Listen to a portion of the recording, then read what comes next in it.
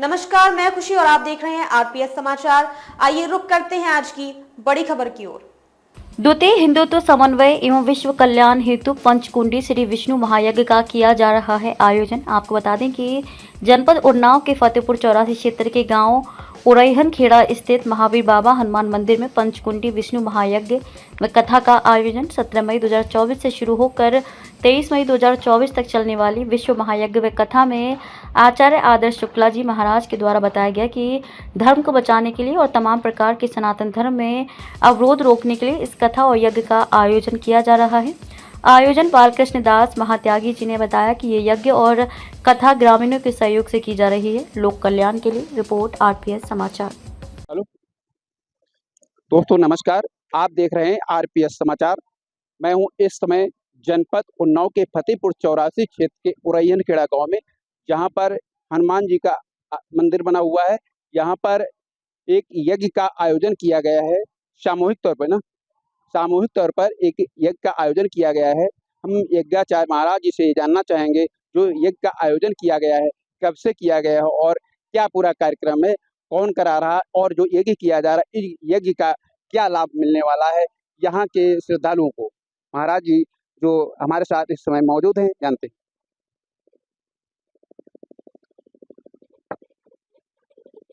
महाराज जी अपना परिचय बताते हुए। जय श्री कृष्णा। हमारा नाम आचार्य आदर्श शुक्ला है, कथा व्यास हूँ मैं और ज्योतिषाचार्य भी हूँ। ओम हिंदुत्व समन्वय सेवा समिति का संस्थापक भी हूँ। तो महाराज जी हम ये जानना चाहेंगे, जो यहाँ ये कार्यक्रम हो रहा है, ये कब से कार्यक्रम प्रारंभ हुआ और कब तक रहेगा और इसका क्या उद्देश्य लेकर के ये कार्यक्रम शुरू किया गया? देखिए, ये कार्यक्रम हमारा जो है हमारे इस क्षेत्र के बाबूलाल बाबा जी महाराज हैं, तो यहीं पर होंगे। उन्होंने ही इसकी रूपरेखा तैयार की थी। इस यज्ञ का जो मुख्य उद्देश्य है हिंदुत्व समन्वय एवं विश्व कल्याण।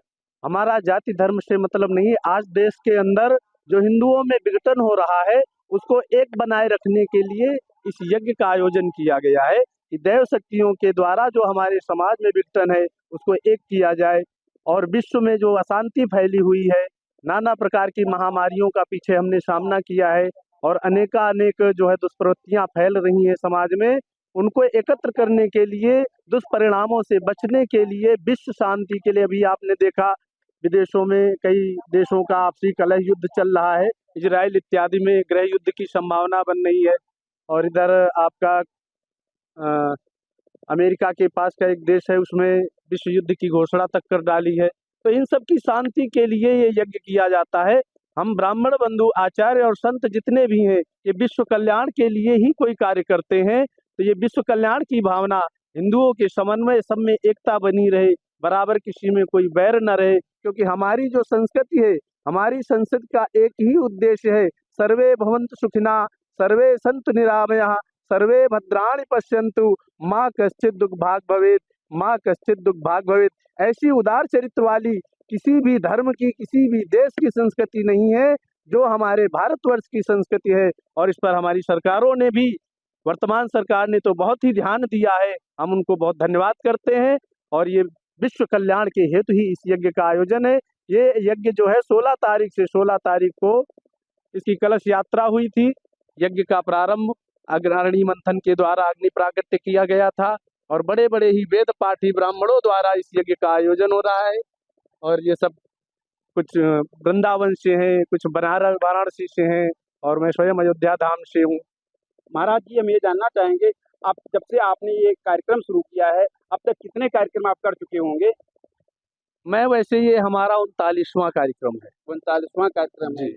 आपको ये कार्यक्रम की प्रेरणा स्वयं द्वारा हुई या आपके पैतृक ये कार्यक्रम आप करते रहे, आपके बाप दादा लोग भी यही कार्यक्रम करते रहे? वैसे हमारे पैतृक में जो है हमारे बाबा जी किया करते थे, बाबा जी के बड़े पिताजी, और हमारे नाना जी वर्तमान में है, वो करते हैं, लेकिन इस विस्तार से नहीं मतलब करते थे। आपको प्रेरणा ये करने की कहाँ से प्राप्त हुई? ये प्रेरणा, पहले मैं बीएससी मैथमेटिक्स का छात्र भी हूँ और उसके बाद मैंने जो है साहित्य और ज्योतिष से आचार्य भी किया हुआ है संपूर्णानंद विश्वविद्यालय से।